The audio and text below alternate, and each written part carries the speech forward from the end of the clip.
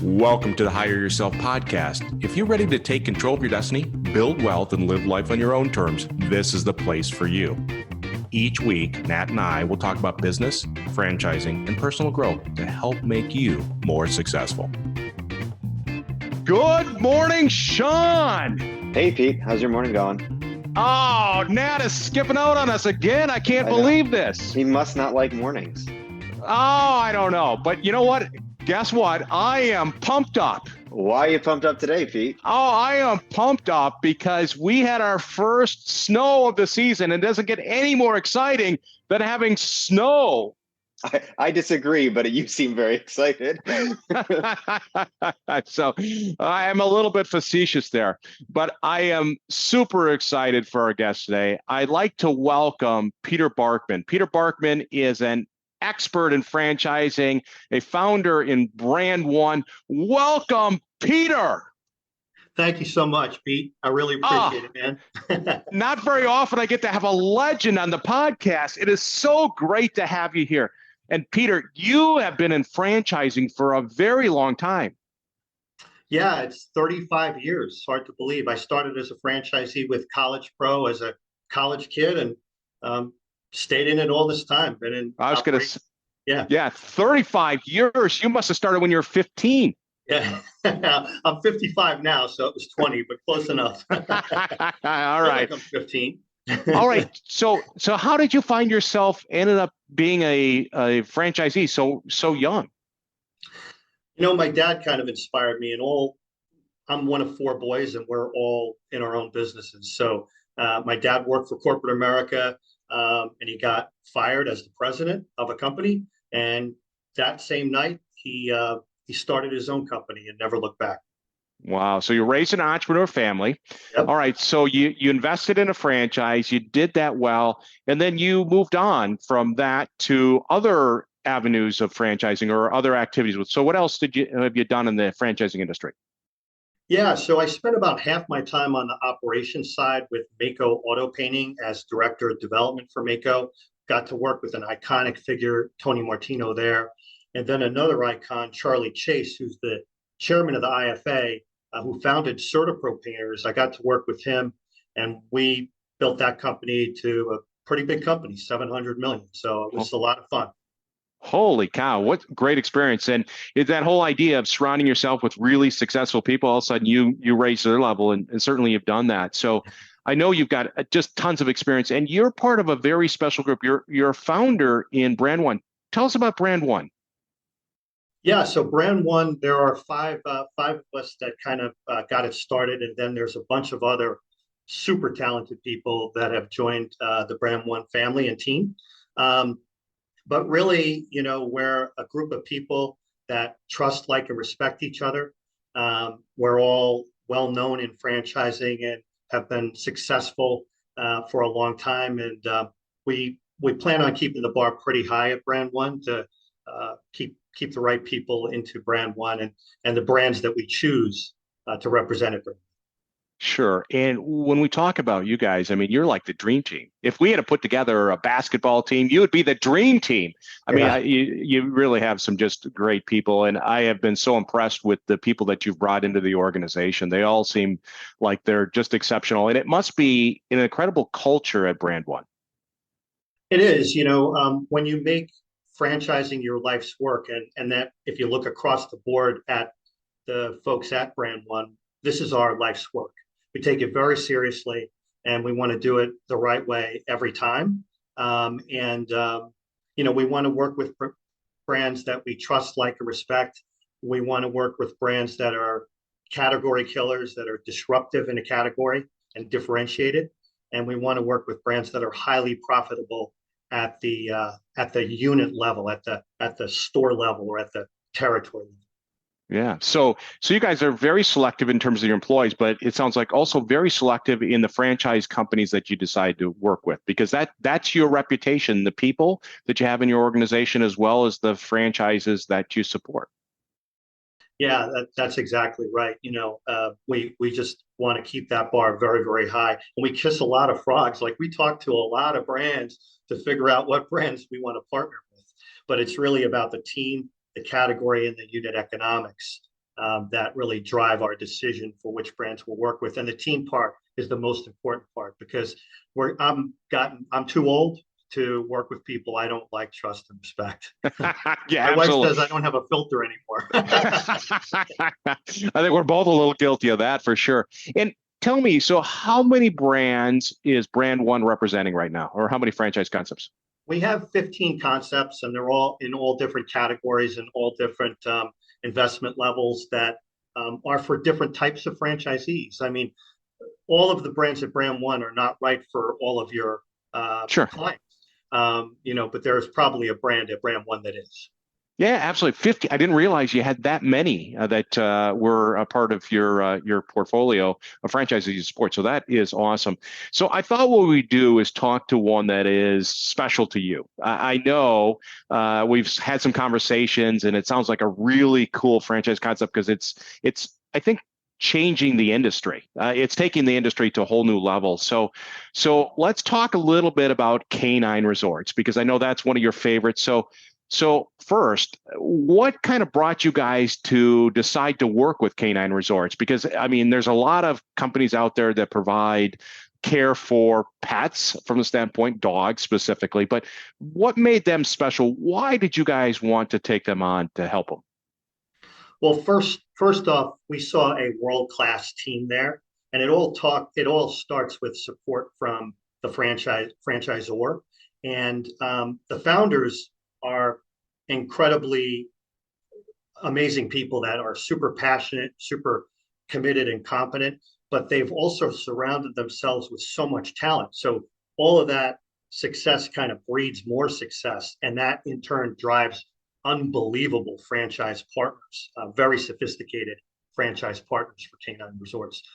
So Okay, that's so probably strong the leadership, that's one thing. Now, let's talk a little bit about what separates it from the operation. So the experience that my dog has when it comes to canine resorts versus all the other options I have out there. Yeah. So I had to convince my wife to bring our dog Abby to canine resorts, and I knew if I could do that, we got a brand. So yeah. So I brought her there. I didn't even bring her with the dog. She's got her arms folded. She's like, and I said, look, we partnered with this group, and they're a really good group. And then she sees the dogs coming in, and she sees their tails wagging, and she sees all the smiles on the faces of the people bringing their dogs in. And then she's watching the dogs be reunited with their owners at the end of the day, and the dogs are running there, and jumping all over their owners. But then they want to go back inside to play with their pals.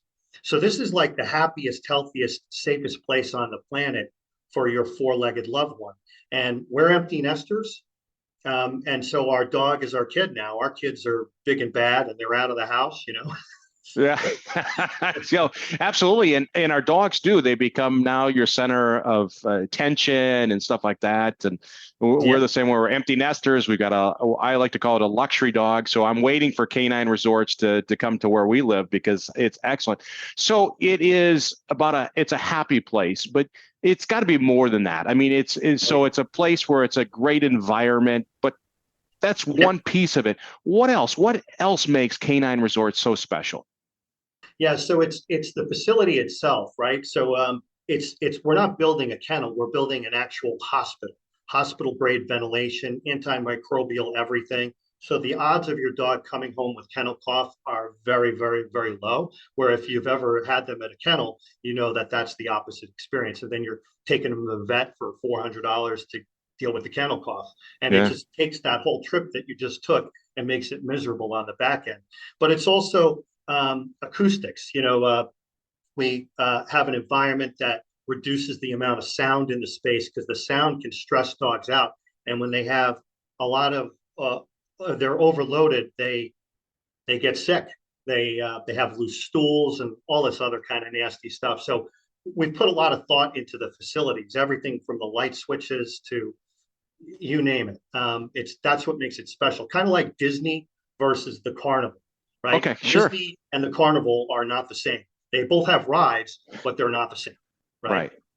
So it sounds like they were very methodical in the way in which they built the facility to be very sterile or clean from that standpoint, convenient from a standpoint of the sound and all that kind of stuff. So they put a lot of thought into the facility, and it sounds like it's a great experience.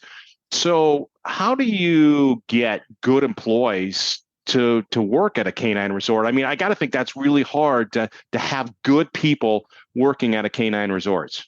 Normally that's the biggest challenge in any business, especially these days, right? And getting employees and then retaining those employees. But people like to work, like if you look at Ritz-Carlton's philosophy, right? It's ladies and gentlemen serving ladies and gentlemen. And certainly Canine has taken a page out of their playbook and Disney's playbook. So they've been real students of these brands with great service, and they employ those best practices. And the thing is, if you love dogs, this is the greatest job you're ever going to have. Nothing we do at a canine resort bums a dog out. Like we don't clip their nails or cut their hair or give them shots. And all of that they can be money-making things, but they require different technicians, sometimes licensed technicians. Yeah. And they also can freak a dog out so that they don't want to come back because they make an association with that space. Oh, I don't want to go back there because I got my nails clipped last time. And none of that happens at a canine resort. It's just a super happy place that they're always happy to go to. And that also makes it easier from an employee standpoint because you can hire for attitude and train for skill. If you love dogs and you're a reliable employee, you'll probably stay here forever. Yeah, yeah, absolutely. Now, to me, as you talk about this is a facility-based franchise, so you have to build this facility. So it's got to be a rather large investment to get into canine resorts. It is. It's in the 1.5 to 2 million range per location. So this is not for everyone. The folks that we've attracted to this brand are extremely sophisticated by and large. They're either C-level corporate executives who want to change or build a legacy for their family, or they're the multi-unit operator, big box fitness or hotels, restaurants, 50-unit restaurant, McDonald's owner, 100-unit Planet Fitness owners. Those are the people we're attracting to the brand. Okay, so sophisticated investors, people that are more sophisticated are investing in canine resorts because it takes a lot of capital, but you got to also have that kind of that edge to you, be able to build something large. So the question is, if it's a larger investment, can you make money with this business? Yes, and I'd be happy to talk to anybody and everybody about the profitability. It's something that is just really truly remarkable. And then calling the franchisees and speaking to them because these folks speak the same language as the sophisticated people that are looking at the brand. And people like to talk to people who know their numbers inside and out and can be able to articulate the opportunity, the real estate play here, the how profitable the business is, how simple the model is from a employee standpoint, how recession resistant the business is. Yeah. Those are all things that the prospective franchisee can validate with actual franchisees. All right. So you're saying that there's a lot of money in pets to be made and franchisees can validate that. Yeah. We have a 14-year-old dog named Abby, and she's being kept alive by modern medicine. It cost about $1,000 a month just for her medicines, right? So we're willing to pay whatever it takes because we just want her to be happy. Yeah. And most people are crazy like this. Yeah, no, we're the same way. We've got our luxury dog. It's absolutely amazing to me what we spend on pets, but so be it. So there is a lot of money to be made. Now, moving more to the personal side, I always like to kind of get something from you in regards to what's your favorite book? Well, I like a lot of books, but I'd say the one that was probably the most influential in terms of how I'm wired, that really resonated with me was Atlas Shrugged by Ayn Rand. And it's an old book, but it's an oldie but goodie. Yeah. Got it. That's excellent. I'm going to have to read that one. Thank you so much for sharing that. And then do you follow anybody? Do you have a thought leader you like to follow? I've got a lot of folks that I like to follow, and there's folks that I've surrounded myself with. The cool thing, and you know this, Pete, in franchising is something you learn by doing, and it's actually a very wonderful, warm world.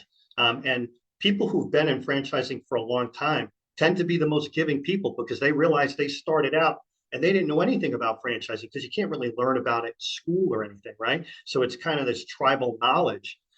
So I have lots of folks that I follow and talk to. Charlie Chase is a huge hero and mentor of mine, and he's a brilliant man, and he's built some incredible companies. But there's people like that within the franchise world, and if you approach them, you'll be shocked at how approachable they are because they realize too that, hey, this is a franchise family and we got to support each other and we got to circle the wagon. So for people who are in corporate America, this might be refreshing for them to be in an environment. Yeah, sure. So I probably should have asked what a better question would have been is how many people are following you based on all your experience? So, well, that's a bad question. I don't know. I don't know about that. I know a lot of people follow you because you're amazing. Abby follows me, so my dog. All right, fair enough. Okay, and what is the best quote that somebody has ever given you? A great quote. Oh my gosh, there's so many. So the one that I like, and I don't know it offhand, and I have it on my wall actually. It's a quote by Theodore Roosevelt, the man in the arena, and it's a pretty long quote, so I won't get into it. But basically, it's about how those that try and fail and succeed, their place will never be with the cold and timid souls who neither know victory nor defeat. Wow. And I've always thought that was a cool quote because I always thought he's kind of a tough, cool guy, rugged, and I always respected that. And I think it puts the sword in people's hands to go out and do what they need to do to become an entrepreneur. And I think I have to get that quote for my wall, so I may ask you to send me that. That's just awesome. Take a picture of it and send it to me. I love that kind of stuff. I'll hang up and text it right to you. Oh, that's awesome. Well, Peter, congratulations on being a legend in franchising. What you guys are building with BrandONE, helping so many people change their lives, right? To escape the corporate world or diversify their assets or income and build successful businesses. And I'm super excited to have Canine Resorts come to my hometown so we can take our luxury dog there. So thank you so much for what you shared with us today. I have to plug you for a second here, in all fairness, because all consultants are not created equal, and you are at the top of the food chain. You've made this your life's work, and I trust, like, and respect you immensely, and everyone at BrandONE does. It's a pleasure to work with you, and it's a pleasure, when you're working with Pete Gilfillan, you're working with the right guy. So awesome. Well, thank you so much. That is awesome. You hit my heart right there. So, all right, sir. Thank you so much, and have a great day. Thanks for listening to the Hire Yourself podcast. For more resources, check out our website at hireyourself.com. And remember to subscribe to this podcast to receive each episode. Please leave us a rating, and we'd love to hear your feedback or suggestions for topics.